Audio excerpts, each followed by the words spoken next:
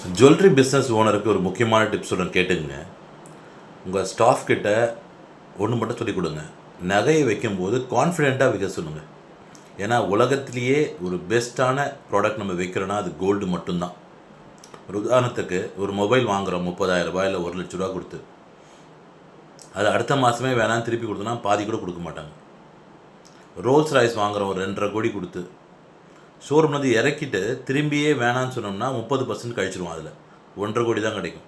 So அப்போ எந்த பொருளுமே திருப்பி கொடுத்தா அவனுக்கு முழு பொருள் பணம் கிடைக்காது, அவன் வாங்கின பொருள்.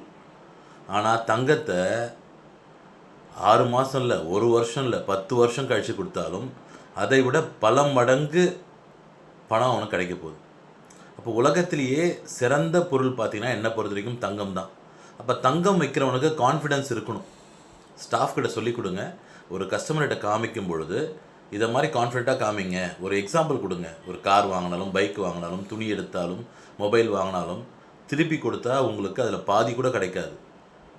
மொத்தமாக மட்டும் இல்லை, கூடுதலாக கிடைக்கக்கூடிய ஒரே பொருள், ரீசேல் வேல்யூவில் ஒரே பொருள் தங்கம் மட்டும்தான் அப்படின்ற தன்னம்பிக்கை உங்கள் ஸ்டாஃபுக்கு கொடுத்துட்டிங்கன்னா, அந்த தன்னம்பிக்கையோட கஸ்டமர்கிட்ட பேசினா அந்த கஸ்டமர் வாங்கிட்டு போயிடுவாங்க.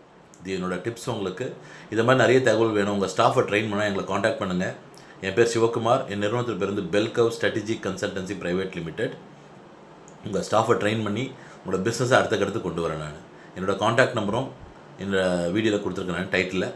விருப்பம் இருந்தால் கூப்பிடுங்க. Thank you so much. பாய்.